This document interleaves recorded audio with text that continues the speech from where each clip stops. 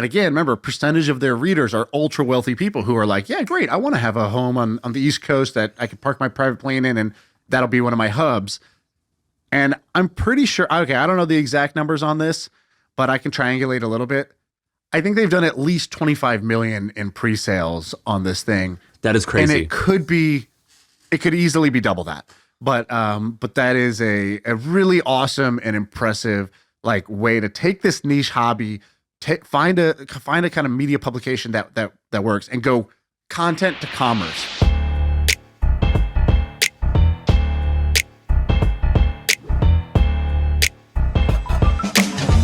I have some stuff for today. You have something that I know about that I've kind of mentioned, but I mentioned it without saying their name. Craig Fuller. Now we can mention it. Let's talk about it. Did you get permission from about this? Yeah, I think so. So we got some of this is public, but let's talk a little bit about this. Okay, so there's this business called Flying Magazine or Flying Mag. And so when you look at it, you're like, okay, well, what is this? And so basically the story is there's a guy who bought this magazine called Flying Mag, and Flying Mag produces this beautiful magazine, amazing photos. And if you're a flying or aviation enthusiast, you will love this magazine. He bought it for I think not quite 10 million, but a little under that. So maybe somewhere between, let's call it $5 to $10 million. My guess is a fraction of that. I think it was closer to 1. Do you have any evidence? Yeah, we've got a little source here saying high 7 figures. So let's assume the source is correct. Okay, so but then I was like, well, where did this person get high 7 figures to go drop on a magazine? That seems like a pretty indulgent purchase for somebody, unless they have a lot of money. So he started a company before that called FreightWaves, which basically is like a data company for the freight shipping industry. So they're like a price reporting company. So they provide data that shippers and freight companies use to inform themselves on what's going on in the market. They also have a SaaS tool. So they kind of have like a media side, which is the content that they're producing, that's pricing information. And then they have a SaaS business called Sonar that's in it. And they've released a public press release, so you can kind of see some of their numbers. I saw they did that. That's very weird that they did that. Yeah, they're not a public company, but they sort of did a public report. And I'm not sure what the agenda was. I think I'm just sort of naive here. I don't know. Normally this is, we want somebody to buy us or we want to raise money, or we're prepping to go public, but I don't think it's any of those three because of what they said. So they basically reported 13 million in revenue for a quarter. So let's call it, let's just extrapolate that out in a straight line. So roughly 50 million a year in revenue. It wasn't a lot in profit. So it was 1 or 2 million in EBITDA in the quarter or something like that. So let's say that this business is making, I don't know, 4 to 8 million of profit a year. But it's growing 70% a year. It's growing quickly, almost double. And it's been around, I think, for a little while. So it's done well. They had 28 million in cash, just on the books, on the balance sheet. So the business was in a healthy spot. So I think Craig starts FreightWaves. He then separately buys Flying Mag. One of the interesting things about Flying Mag is that if you think about who are the readers of a niche magazine like this, you have 2 categories: uber nerds and uber nerds who are rich. Because you got to be kind of nerdy about this hobby if you're going to be reading about this. We had a guy once who we hired as an engineer that had an app on his phone where he would listen to the what's it called, air traffic control. He would just tune into the frequency of air traffic control and listen to it at lunch. And I got to tell you, never had a worse lunch with anybody in my life.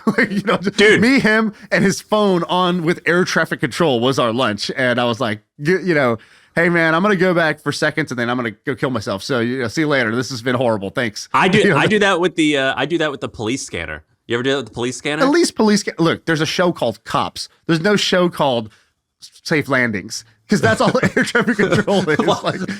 There's no show called Which Way is the Wind Blowing. But there is a video game called that. There is a video game where all you are is an air traffic controller. Yeah, fair enough. Okay.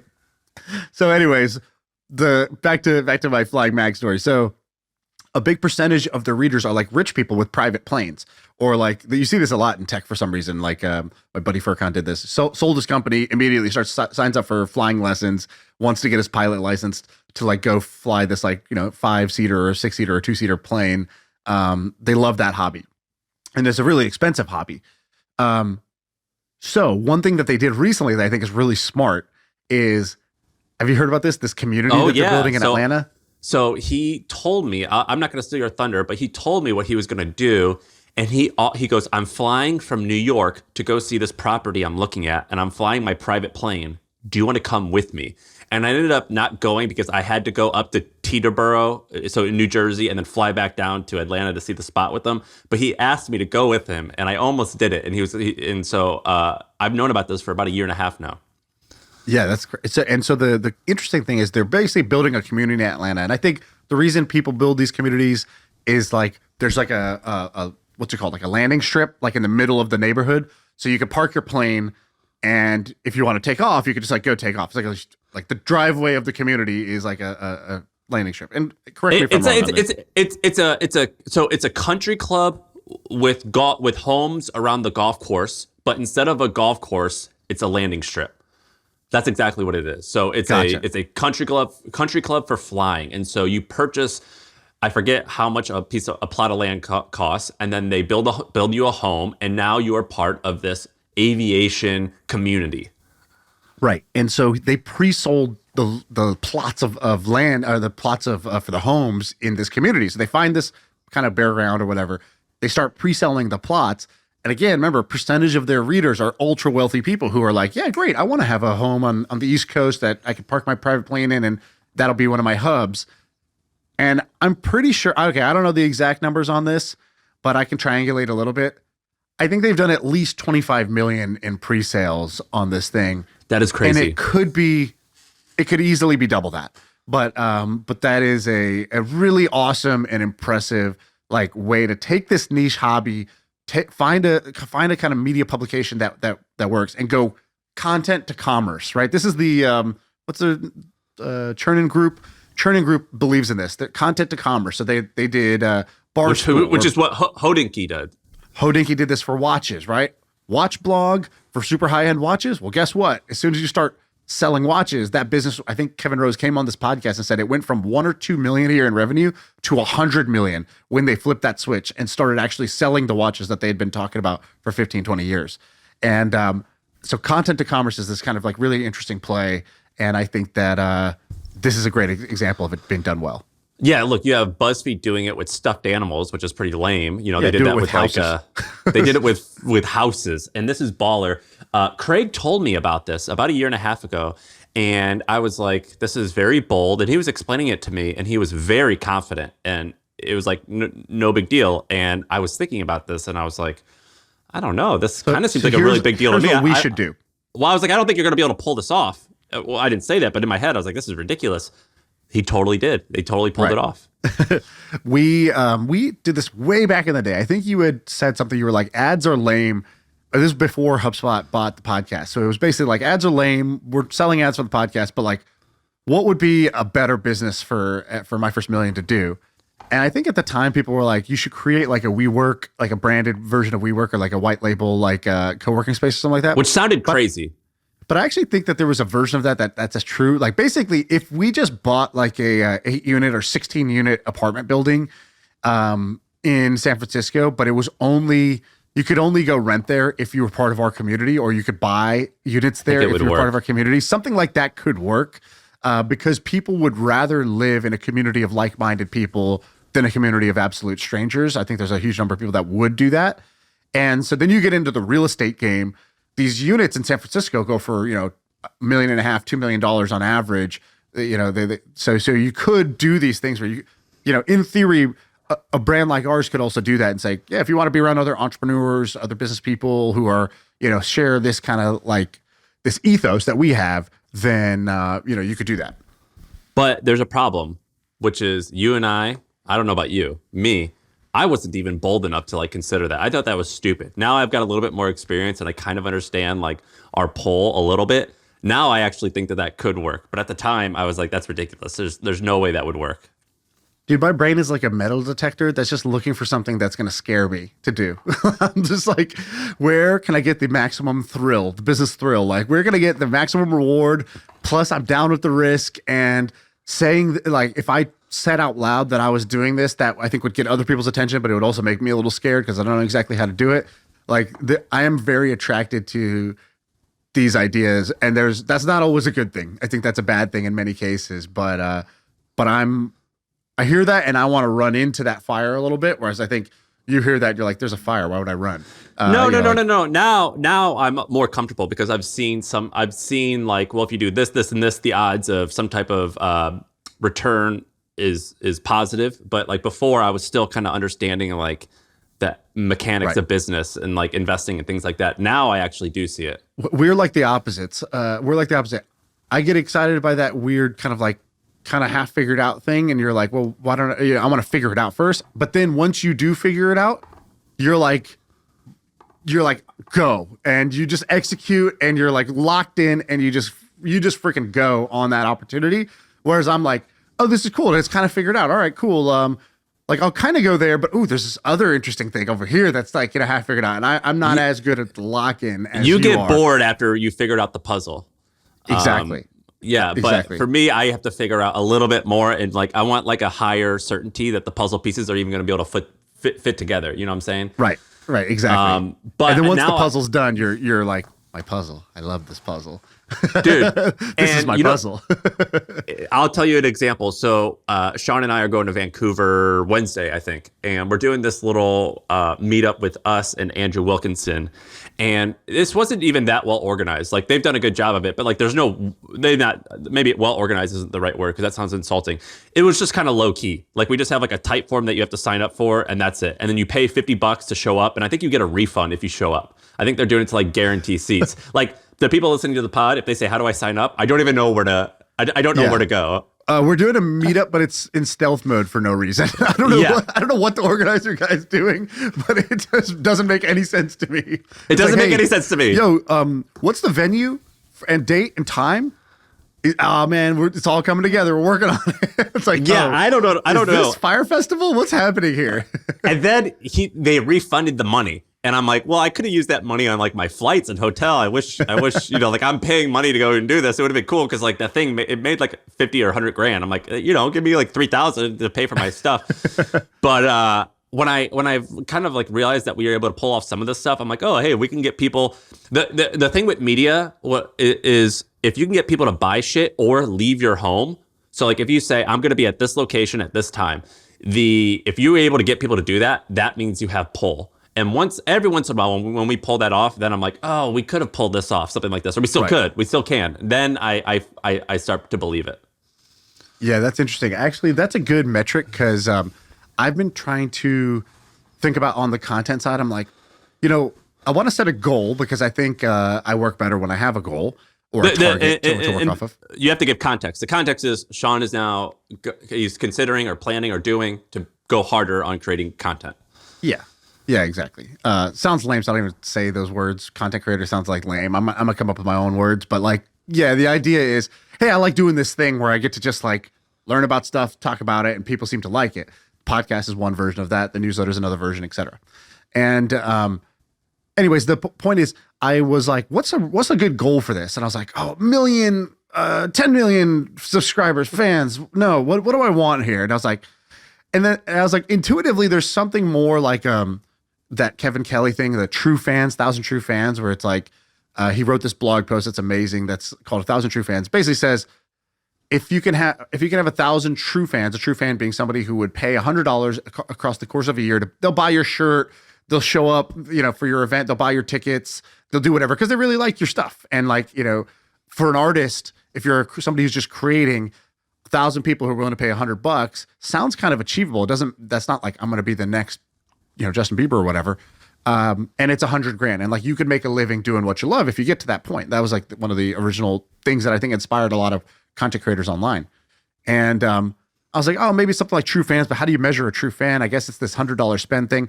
But I think this thing you're saying is actually true, which is it's like a test. It's like, if I just tweeted, hey, I'm hanging out at this coffee shop right now in San Francisco, how many people would show up? And like, I think 3 years ago, that answer was 0 to 2, like maybe just my actual friends who I hadn't caught up with in a while.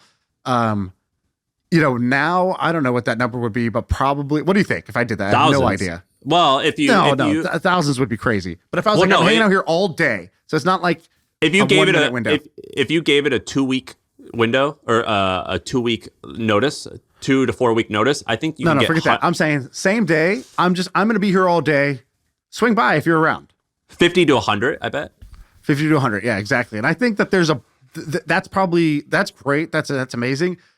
There's some point where it's like, the coffee shop's like, what the fuck is happening? There's too many people here, guys. What is this? There's some point where you break the coffee shop, and I'm like, okay, there's some way of testing that, because I think what most people go is for reach, and they get really tricked by these platforms that are like, yeah, your video got 95,000 views.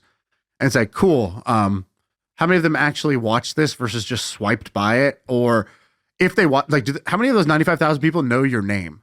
How many of them know anything about you? How many of them care about you? Right. Like, and so I think what most people do is they just take what they're fed, and they're fed basically the most large vanity, useless number. And I think for any business, you want to find not the vanity metric, but the true metric that actually shows like the level of engagement you have, the level of love that your product has. And so, and different companies have like different ways of looking at this. Like Facebook back in the day, one of their metrics that mattered was they were like, yeah, of all of our signups, 50% of them use this every day. And that became this thing that was like, okay, it's not that they have the most signups, like MySpace has way more, but man, this Facebook thing, like half of the total signups are using it every single day. That's gotta mean something. And the people that were able to identify that inside the company and as investors got mega, mega rich. Whereas other people were just chasing like a total user count number, but they didn't really like have the good way to measure it. So I think there's something to like finding the real metric that matters. At The Hustle, what did you guys use? Because you could have just said subscribers, right? But that wasn't like that wasn't just the thing. Like, do you have any examples of finding the real metric that matters? Dude, we would just do replies. And so every once in a while, I would purposely either write about something that was a bit controversial, or I would purposely have typos, and I would just see how many people reply and say that they saw a typo. Right. Or at the very bottom of the email, and I told you to do this, and I think you did do it. I would say, yep. What city are you in right now? Send me or I would say, I'm working from this brand new desk. It's called this. I love it. Take a picture of your workspace. Let me see it. Yep. And it would be just how many people are going to take a picture and reply back to the email. And there was a time where at the very bottom of the email, we said, we're going to send out stickers to everyone that replies. And we got like 10,000 replies. So we had to like mail out 10,000 stickers. And so we would do little things like that we got like 10,000 replies on like 100,000 subscribers. And so I remember like anytime we get a reply from an email, that's a really good sign. Right. And like, I see this all the time with newsletters now, because Substack has this feature where if you subscribe to one newsletter, like I read something, I'm like, yeah, I like this, I subscribe. It pops up this full screen thing, which is just like, Shaan recommends these 5 newsletters, and like, there's only one button, and you're just like, okay, next. And you hit that, and now you're subscribed to 5 newsletters. And you can see people on Substack, they're like, wow, my growth is crazy. I'm hitting 100,000, 200,000, 300,000 subscribers. But it's bullshit. Dude, it's all bullshit. And Substack's like, this is awesome. When they're showing this, I'm sure, in their investor presentations, look at this. Now we drive the majority of subscriber growth for our newsletters. There's a network effect here. It's like, no, it's not a network effect. It's a giant screen where people click next. Like I used to do this with our mobile apps. It's like, oh, if I want this app to grow, let me just pop up a screen where it's your entire contact list, everybody pre-checked. And there's one big button that says next, and there's a tiny black X that's like hidden in the top left corner if you could see that you're going to skip it. And like everybody wants to skip it, but two out of every 10 people are just going fast, and they're just going to hit the button, and they just spammed all of their contacts. And guess what? My app goes viral. Is it really viral? Are they sharing it because they like this product? No, they're sharing it because I tricked them into spamming, basically. And Substack does the same thing. They basically trick people into subscribing to these newsletters. This is my opinion. I'm sure they would disagree and say, no. People just really want to be referred 5 newsletters every time they subscribe to one. I don't believe that for a second. This happens with podcasts. There's a very popular business podcast. I like the guy, but I think his numbers are BS. It's, should I say the name? I don't know if I should say the name, but like. Do it. Let's just say, it's not 30-minute VC. It's a little less than that. I'll leave it to your imagination to figure out. No, yeah. He's a great guy, and he's done a great job building his podcast up. But he'll tweet out these things where he'll be like, 2 million 2 people million listen. people listened to the last week's episode with this person. And I'm just like, dude, there's just no way in hell. That's Joe Rogan numbers.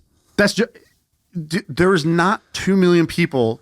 I know we have a podcast. I can see where we are in the ranks. I can see where he is in the ranks. I know other people that are at the top of the charts. You can look at the reviews. You could just see the cult following of certain things. Like if you said, the All In podcast is getting 1 million views per episode, I'd be like, I think that's true. I think that they have really tapped into something. Yeah. You could see the YouTube numbers. You could think about where the podcast charts is. I think it's doing at least 1 million, probably closer to 2 per episode. They do once a week. It's super high quality. It's got a broad appeal. The numbers, the data matches up to that signal.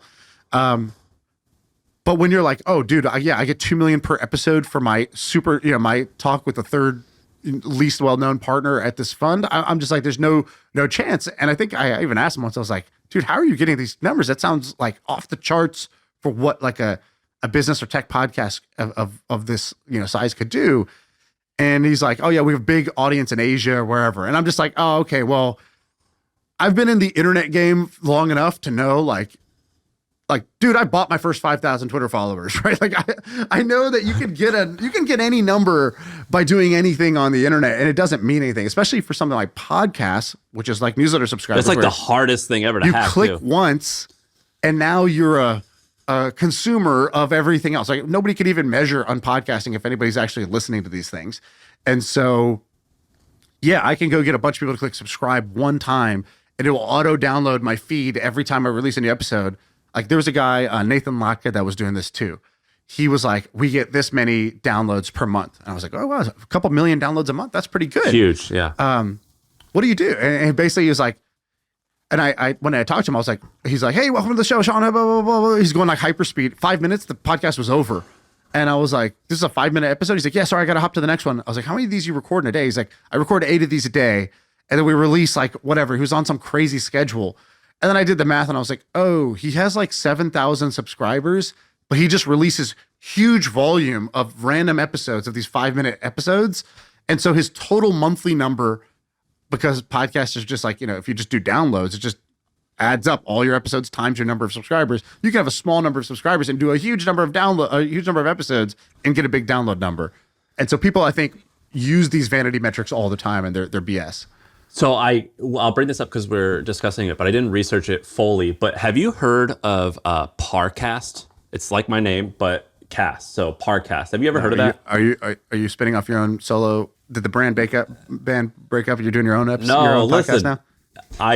I wish I invented this. So it's a guy named Max Cutler. I think he's our age. I think he's like 31, 32, 33. So this guy named Max Cutler created this thing called Parcast. And the whole idea of it is it's a podcast network, but they only have true crime. And I'm a weirdo. You want to know what I listen to every night? There's 2 podcasts I listen to every night. The first one is just called Serial Killers. So it's just a bunch of podcasts about serial killers. I can tell you all. I got my fantasy league of serial killers. With Ted Bundy as the quarterback. And then there's another one called, it's this one's fitting for going to sleep. It's called Deathbed Confessions. So it's people who confess about a crime they did when they're dying. So it's just nice. It's the best. So this guy started this, and it's all scripted. So it has like voice actors, and it's all scripted stuff. He bootstrapped this podcast company, which is unheard of, and he sold it to Spotify for $200 million after only maybe 5 years. And him and his dad owned the whole company. His dad was in radio, and so his dad was like a radio announcer, something like that. And they are producing something like 30 or 40 podcasts a day, like episodes, and they're all highly produced stuff. And it's amazing. Have you not heard of this? Heard of this business? I've heard of this brand once before. I didn't realize that I didn't know the business side of it. I didn't know that they had bootstrapped it and sold it to Spotify. But I like true crime. I don't know where to start. There's like so many true crimes, and a bad one is like such a waste of time. But yeah, I've seen some of their shows because I go sometimes look in the browse section for like a good true crime. Dude, so true crime. If you go and look at what's a good one of theirs?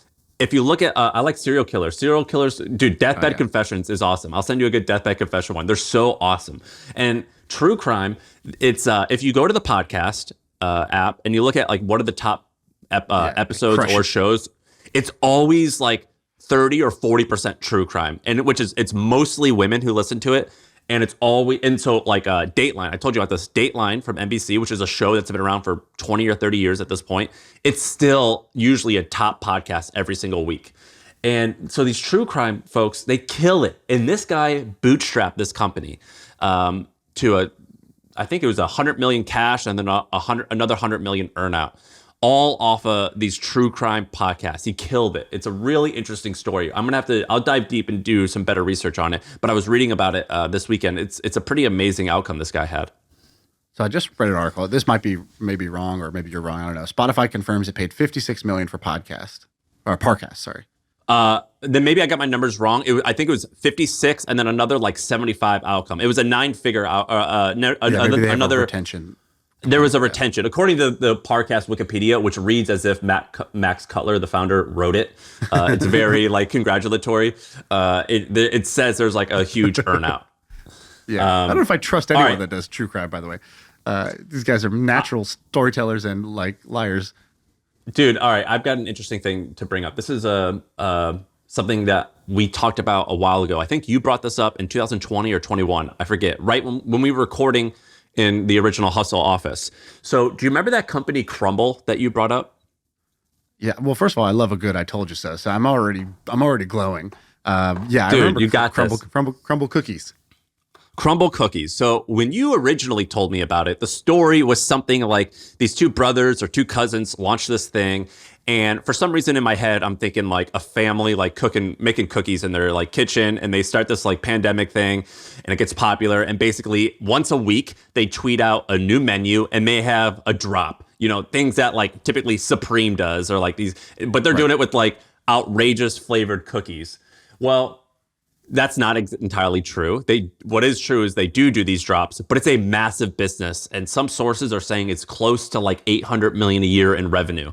And the reason I saw it was someone shared this on Twitter, but basically over the last like couple months, it's been growing and growing and growing. And so the other day, it was like the number 4th most downloaded app in the week. And so they have an app. And so their app now has 2.3 million ratings or reviews with a 4.9 average. And right now they're opening brick and mortar, and they're opening a new store every 5 days. They have something like 730 stores at the moment, and it's one of the fastest growing chains in America. And so these guys, listen to these numbers. They have 800,000 followers on Twitter, 3.4 on Instagram, 6.5 on TikTok, 1.2 on YouTube. And they create these commercials every single week for a new cookie drop.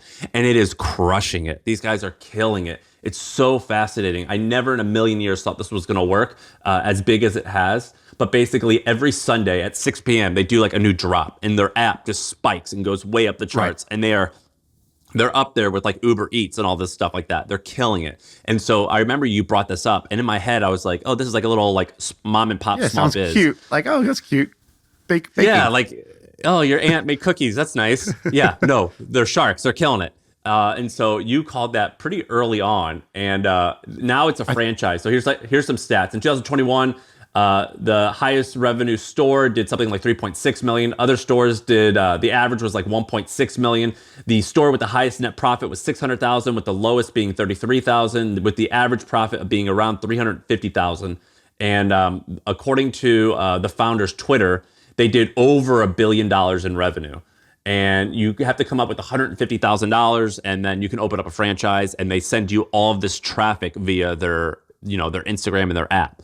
Super fascinating business. Yeah, this I think in the franchise world, this is like the hottest franchise right now is Crumbl Cookie, because they're just exploding and they're just super popular right now. I do feel like this is not like the most sustainable franchise. Like at one point in time, wasn't like I feel like Froyo franchises were like growing like crazy like this. I don't know if it was Pinkberry or whoever else. Like there's these waves where this becomes the treat, but like I don't know how many people are gonna like anything that's drop based.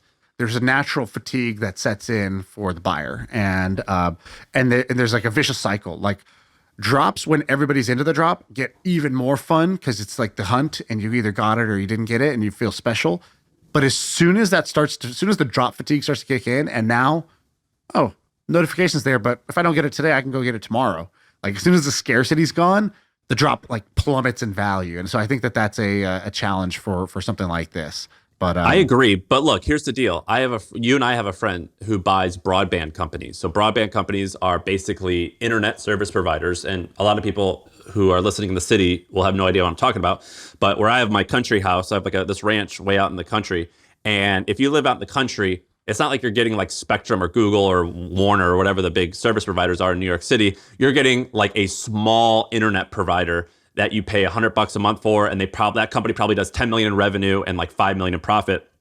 And you and I have a friend who goes out and buys these companies, and everyone says to him, "Well, what about Starlink? Yada yada yada." And he was like, "Yeah, they'll come eventually, but like until then, I'm making $5 million a year in profit." So with this cookie thing, yeah, maybe they'll plateau. But $1 billion a year is a nice plateau. I don't mind sitting on that plateau for a while, and that's like how I feel whenever I hear some of these stories. Like it's not going to grow. I'm like, yeah, that's cool. Sorry, I couldn't hear you. The money counter was burring a little too loud in my ears. Right? That goes back to if anybody asks me why I sold for 200 million, you're getting a slap. Like, just don't ask those stupid questions. Dude, and the founder, one of the cousins or one of the brothers, he previously worked in tech, and he had a Facebook app that got to like 120 million followers. So these guys are like viral guys. They know how to do this. But interesting story. Yeah, it looks like he was director of product at Ancestry, which is like one of the just one of the gems of internet companies that's like really big, but nobody knows anybody who's like works there, or nobody claims to use it, even though it's like really, really popular site, and did a bunch of cool like viral things and like basically did a bunch of smart product stuff along the way to like make that business work. Dude, Ancestry is funny too because they're a Utah-based company and they're founded by Mormons. By the way, this guy's first business, BYU.com. You hear about this? No. Here's what it says on his LinkedIn. BYU.com was a social network for Brigham Young University students. We grew the network to include half the campus in a very short amount of time, but was ultimately crushed by Facebook. So he did this in 2005. I think Facebook launched 2004. And so basically he was doing the Harvard social network. He was doing that just on BYU's campus, but like the Facebook wave, swallowed it. But that's, you're putting on the green. Impressive. You're landing on the putting green right there. If you're creating a social network back in 2005 for college campuses, like, God damn, you were close to being on to something. Like I'm not surprised that this guy ended up being really successful. No, it's a really fascinating story. But anyway, where do you want to go? You want to drive? Can I tell my Crumbl story really quick? Ben has a story. So obviously, you mentioned they're a Utah company, so of course I know. So the story is, this guy adds me from Utah State University. Looks like he's just graduating or about to graduate. I have a bunch of mutual friends with him on LinkedIn, so I was like, okay, I'll do this kid a favor. I don't know what he wants, so I click add, and he immediately starts posting cringe. Like, I'm starting this company, it's going to be huge, and then he keeps posting stuff that's like, I don't know how to describe it. It's very like Adam Grant or dumber, like business, like, did you know that you can increase your productivity by 20% by having a team offsite? So we're having a hashtag team offsite this weekend. And I was just like, who is this kid? He says he's starting a cookie company. Honestly, when they opened their first location, I was like, I'm amazed. I didn't think this kid would ever actually get even a location open. And it was Sawyer, the founder, the COO of Crumbl, and this kid who just posted cringe to my LinkedIn timeline. Oh no, that just totally like breaks my frame. I just always assumed that if you're that mega cringe, you won't win. And now I have to consider the possibility that every hashtag user could actually be a winner because I just had a blanket rule. If you're a Mormon guy and you're telling me you're going to start a cute cookie franchise, I'm in. I mean, come on. Of course this guy's going to crush it. Mormon does trump cringe. So like, if you're Mormon, the checkbook's already out. I'm just waiting to hear, how many zeros I need to put my number here, but that's based on the idea. So yeah, you're right. That actually overwhelms the cringe part because it's like, this guy's going to sell. He's going to sell. This person knows how to sell. Yeah, well, that sucks, Ben. Yeah, you missed out on that one. Yeah, I know. Should have just hit him up and like, oh, this looks really cool. But, live and learn. I can't find this client info. Have you heard of HubSpot? HubSpot is a CRM platform, so it shares its data across every application. Every team can stay aligned. No out-of-sync spreadsheets or dueling databases. HubSpot. Grow better. Shaan, I have a couple things. What do you want to do? Okay, I have a quick little idea. So I was watching the Super Bowl, and did you watch, by the way? I watched the halftime show. Yeah, I watched it. I watched like quarter three. How long did it take you to figure out Rihanna was pregnant during the halftime show? Quick on the uptake or no? You know, it was one of those things where my wife loves her, and like, you know, you don't want to be rude when you see a lady with a lump, and you want to like, you know. And I was I'm not going first. I'm not talking. Yeah. So I had her go first, then I asked, but she was doing some pretty raunchy stuff as a pregnant lady, right? I mean, that was I thought that was tame for Rihanna. That was PG to Rihanna. Dude, I'm a Rihanna fan. She's in my like top 5 like most beautiful women on earth. I'm on team Rihanna, but when I saw that she was pregnant, that was surprising. I think she just had a kid too. Yeah. She just had a kid like 9 months ago. I don't the math doesn't even make sense to me in my head. I don't know how that works. Whatever. So I'm watching the football game, and one thing you notice if you're watching the game is that when the Chiefs were scoring, they were scoring with these like incredible plays where the guy was just going untouched into the end zone.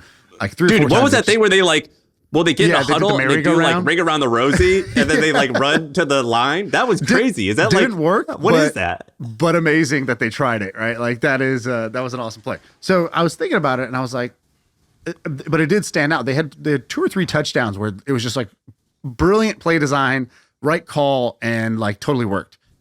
And then, you know, I've gone, you know, I love sports and I've watched tons of sports documentaries and shows like Last Chance. You could just see the life of a coach, and a coach is like a really specific character in my head. Like a football coach at a high school, college, or even pro level is like, it's the same type of dude in most cases. And their life is football. They live and breathe this shit. They're preparing all week for, you know, the Sunday game, and then they start again the next week, and they just live in this playbook and the X's and O's. They all have the same value system about toughness and grit and whatever. And I was like, oh, this is another job that AI is going to replace. Because I was like, this is an AI problem, the problem of an offensive coordinator in the NFL, which is basically what play should I call here to maximize, you know, my expected return. And I think somebody's going to build AI that basically ingests a bunch of data that says, in this situation, 3rd down and 7, you know, maybe even take into account the teams and the talent, you know, equation. This is the best play to run with the highest expected value. It's basically like what Madden does when Madden suggests, like, yeah, run this play. But like, yeah, that's exactly the really good version of Madden. Now that we have like, you know, computers are geniuses, and so I'm pretty sure that somebody's going to build a basically like a play caller, AI play caller that will help, because these guys they're literally looking on a cheat sheet, like, you know, like it's a open book exam or whatever. When it's like you can bring in one 8x11 piece of paper and everyone's writing in like size 2 font to squeeze as many things as they can on it. That's what these guys use when they're calling plays. And it's like they have, you know, 10 seconds to pick the play. This is just a job that computers are going to be better at.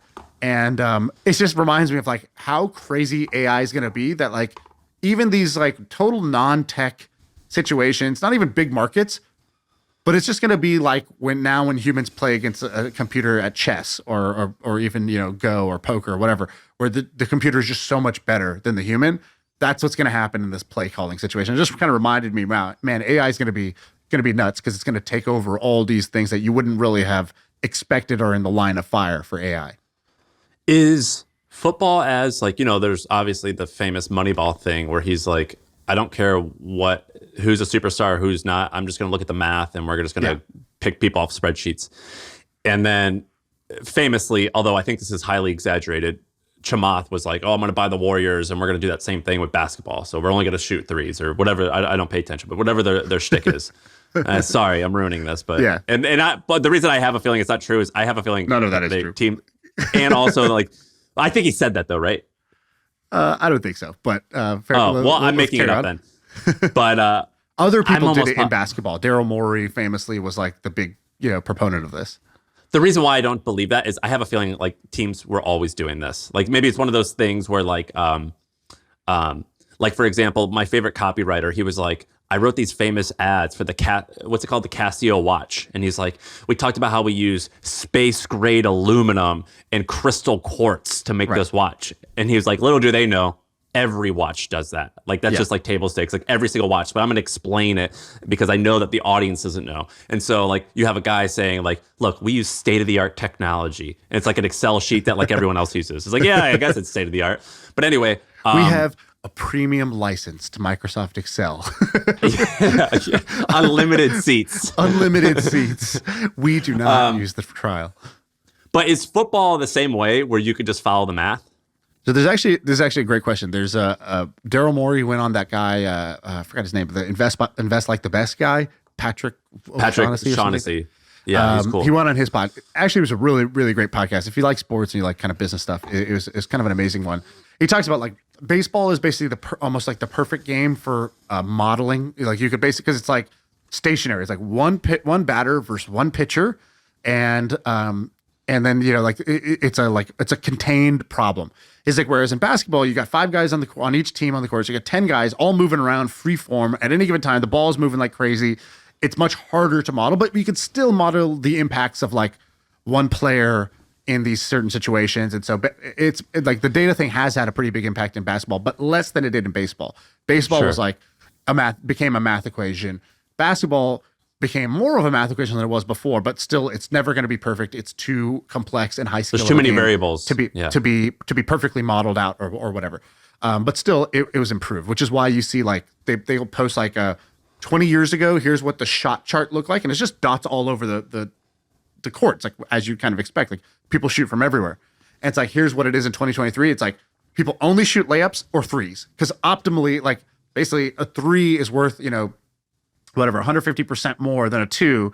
But there's percentage difference of shooting it is only like, 5 to 7% worse than a 2-pointer or whatever. So, you get like way higher expected value for shooting a 3. So that's why all these teams shoot 3s now or layups. They tell their players, don't shoot this in between shot because it's the wrong combo, right? So things like that. And then he's like, football is going to be the hardest one to game because you have 11 players on each side. And on any given play, everybody's moving in different directions and you can't really figure out like the net effects of this guy running in this lane. What did that cause this other guy to do? It's much harder to do. But I think that's true at a like, because the reason these general managers care is because they're trying to like basically it's like a stock picker. It's like they're trying to find undervalued assets. So the way you do that is you say this player is not like, yes, his traditional stats look like this, but his game impact is different because of whatever. And so you're trying to figure out the value of one player. But is the game impact because of locker room stuff and leadership, or is it because no? They're looking at just the on the court movement. Like in basketball, for example, there's an assist. If I pass you the ball, you score. That's an assist. But if I pass you the ball, I've made the whole defense shift to me. And you pass to the next guy, you get the assist. The stat sheet doesn't show that I actually was the one who created this whole play, this opportunity by caving in the defense. So the stat sheet's like the traditional stat sheet's limited. So what these guys have done is figure out like advanced stats that like better show an individual player's impact, not including locker room stuff. And he's saying football is even harder, more players, more movement, more whatever, less plays total. So you have a smaller sample size. But I think that this play calling thing is bigger in football because in basketball, you don't call many plays. But in football, every play is called in by the coach. And so if you can make the coach 20% more intelligent by suggesting a better play, that's gonna shift the balance of power towards that team because they're just gonna get that many more first downs and touchdowns. So I think this is like, I don't know, it's kind of like really, really niche here, but I think this is an example of how AI is gonna touch a bunch of areas and kill a bunch of jobs you don't expect. Barshop, you got something? Yeah. Okay. So last night the game was dictated on that terrible call that the Eagles defender got called on like a pass interference that basically ruined the game. Chiefs win. That should have been decided by a AI ref. Like, why are there not AI refs? Why is any call up for debate? I agree. Well, there are in some sports, like in tennis, they put a chip in the ball. So like when the ball lands out, you see they always like instantly cut to this like silhouette of the ball. And it's like, it was out or it was in. And everybody's just like, It's unarguable. And why is that? Because they have a chip in the ball and a bunch of cameras that triangulate it, so they can tell you exactly whatever. Dude, but that makes it so boring. Well, that's the problem. Because in baseball, you would have been like, oh, great. Like, the umpire calls strikes by squatting behind the catcher and trying to like eyeball this. Like, that's insane for this billion-dollar sport. Like, why are they doing this? And it turns out if you just used the computer to like perfectly call pitches, I guess the reasoning must be, I don't know, Ben Levy might know better, but there must be something where people preferred that their human had the like final say here versus, because like the technology is there for a computer to call balls and strikes. There's really no need for that umpire anymore. I'm not romantic to the early part of the game. I'm romantic to fistfights. That's what I want. And that's the best part about baseball is when like they get mad at each other. I mean, that's what I watch. I don't watch any of that other crap. Well, dude, I want to see them fight. There's a demo. I sent this to Ben. I'll show it to you. There's a demo of, because there's actually a bigger problem in fighting. Like, dude, how many fights, like, I don't know, in the UFC fight this weekend, did you think the right guy won? I thought the right guy won, but people were. Me too. But a lot of people did not. People did not. And there's a big problem with like, it's these 3 judges that are going to decide who won the fight. And it's like, how do you call it? Oh, yeah, how do you judge? You know, if this guy made the wrong facial expression, it's like, did he get hurt? How am I assessing damage here? Whereas there's an AI demo of basically the the striking tracker where it's like, this guy did a left hook and it landed with this level of impact, or this like clean, like it was deflected partially there, or it was a clean shot. And they're like, we should have basically like perfect tracking of the fight game. But for you as a fan, would you want that? Would you want the computer to basically say who won the fight? Or do you want these 3 old judges to scribble a scorecard? I want the 3 old judges because that's nuts. A lot of I can't believe it. But here's why. First of all, when you watch WWF and in like fake wrestling, WWE it's called now, the best part is when they like hit the ref or they like distract him. Like sometimes they'll have like a hot girl come and distract him and he turns around and then like something bad happens. And that's like the best part of the show is like when there's drama. But also in UFC, they have a new thing where they measure aggression, you know, like who's pushing the plot. And I think they do that so it's more exciting. And I don't know if you can entirely measure like aggression with AI. But that's why I don't like it. No, I'm okay with having humans do it. I think it makes it more exciting.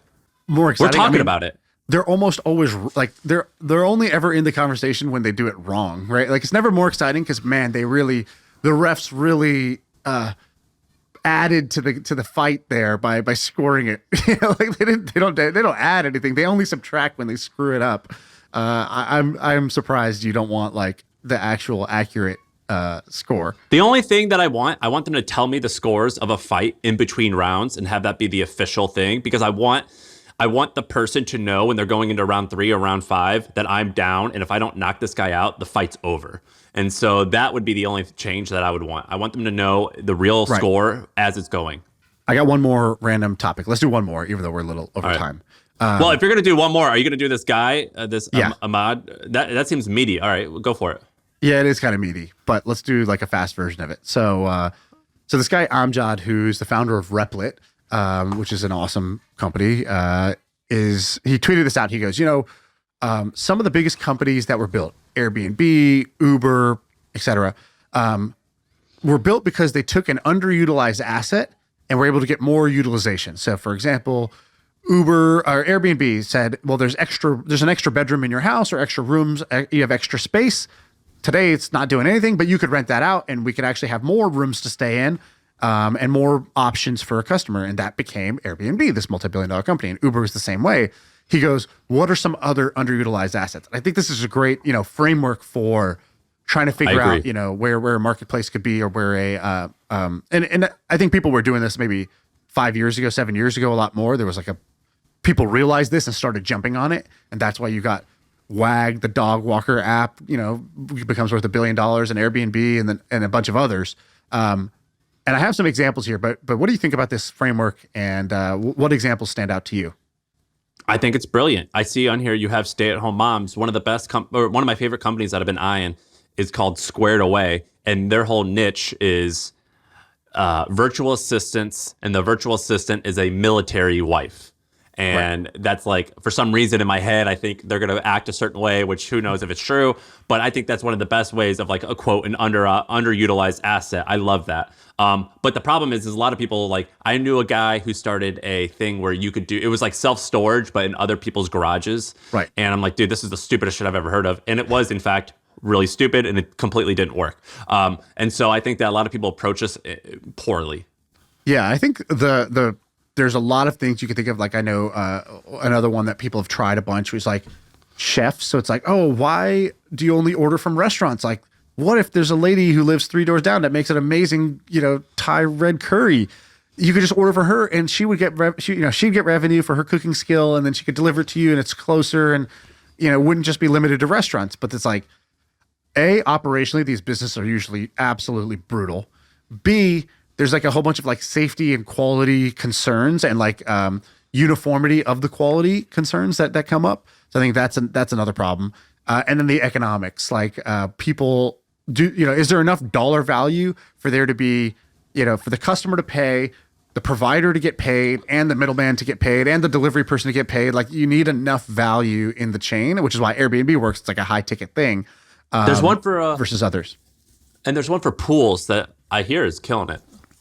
Yeah, exactly. Share, like rent a swimming pool by the hour, right? Because I have a pool, we're not using it 95% of the time. So if somebody could rent it from us and we make a few $100, that's great. I want to give you some of the best answers that came from the thread. So the number one is cars. So cars, I think, are parked like 93 or 95% of the time. And so once we have self-driving cars, that car shouldn't just stay parked. It should go be a taxi for somebody and earn you money. So I think that's like one of the big unlocks that people who know about this, they're like, oh yeah, that's obvious and that's going to be a big deal. But I would say the majority of the population doesn't realize that your car is going to turn into a worker for you. And people are going to you're going to be earning revenue when your car is idle instead of it just sitting in your driveway or your garage. Dude, GetAround, which I used to use all the time in San Francisco, I think they raised almost $1 billion in funding, and they went public recently-ish. Their market cap, as of right now, $59 million. So wow. No one quite has figured it out yet, it looks like. Well, at least they have that's a little different. That's still rental cars. This is going to be just like no taxi. GetAround's other people. Well, yeah, you're right. Right, yeah, like this. All right. So this is what Tesla is basically betting on. This is what Elon's betting on. He basically is like, your car is going to go from a depreciating asset to a revenue generating asset for you, which will make the car worth 5 times more than it is today. Once it's able to just run all day for you and just go do rides. Okay, that's bold, but that'd be cool if it works out. Clean structured data. So basically, there's a bunch of data that in a bunch of different companies just sitting around, and if you could kind of organize it and clean it up, that data is actually an asset that can be used. And like we talked about earlier, the Freight Waves company that's doing pricing data. How many companies have pricing data about like what they bought recently, how much it costs, what volume, and from what provider? If that was available in a structured way and you could sell that to a network, like a data aggregator, that becomes a valuable asset that today is worth 0 to the company that has the data but is not doing anything with it, and it's not their main business to be able to do something. So I thought that was kind of an interesting one. Dude, someone wrote the sun. Yeah, the sun. So they were like, the sun is basically providing all this energy, but until we have solar and batteries to capture it, it's massively underutilized. Like we're getting free energy from this giant, nuclear fusion reactor that's in the sky or whatever. But you have to be able to capture it and store it, and it's underutilized for that reason. Another one I thought is kind of interesting. So a fun one: nightclubs. Nightclubs are really like only useful for like 5% of the time. Yeah. At night on Thursday, Friday, Saturday, or whatever. What can be done? And they're usually in kind of prime real estate in cities.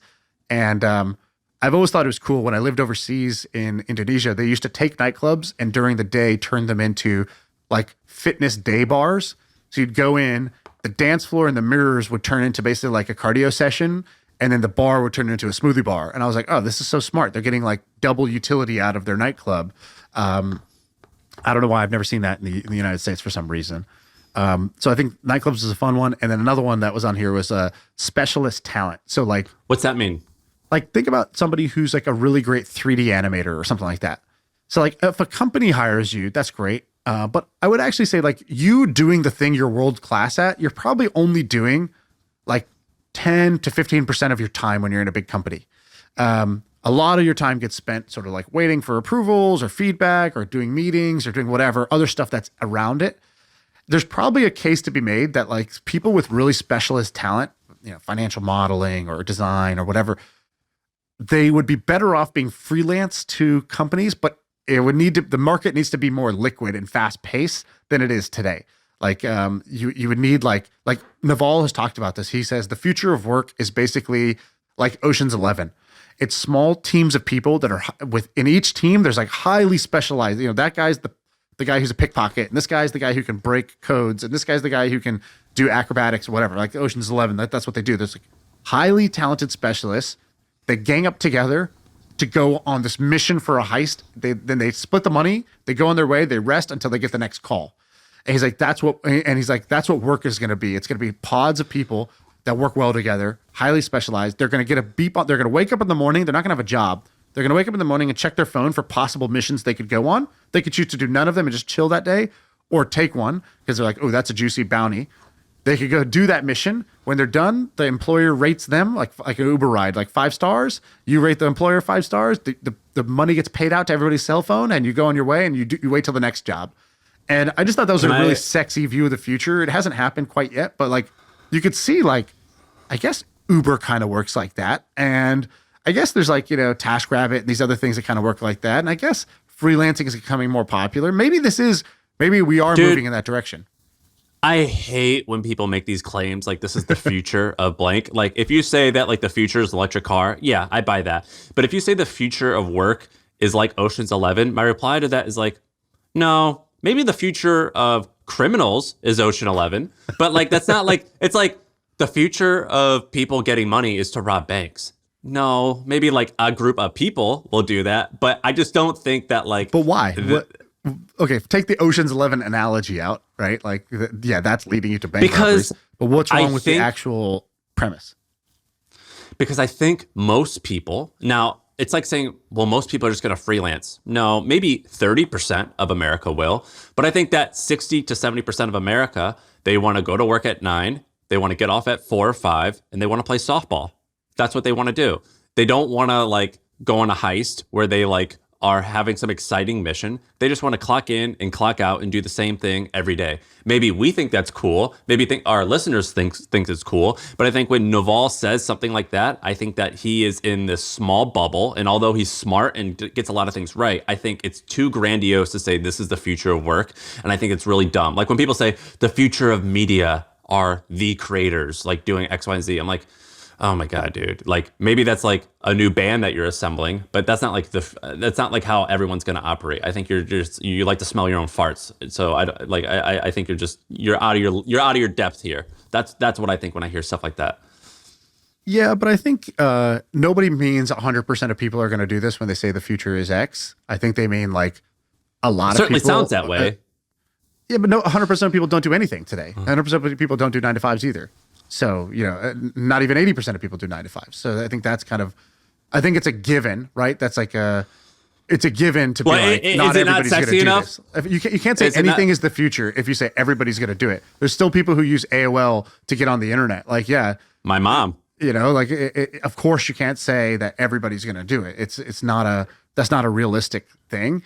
But I think it is real to say, shit's going to change, trends are going to shift, and huge chunks of the economy or the workforce is going to look different than it is today, because this whole idea of go to an office for a 9 to 5, that's also kind of new, and that was also a shift from what was before. So I don't think that's like just ingrained in human.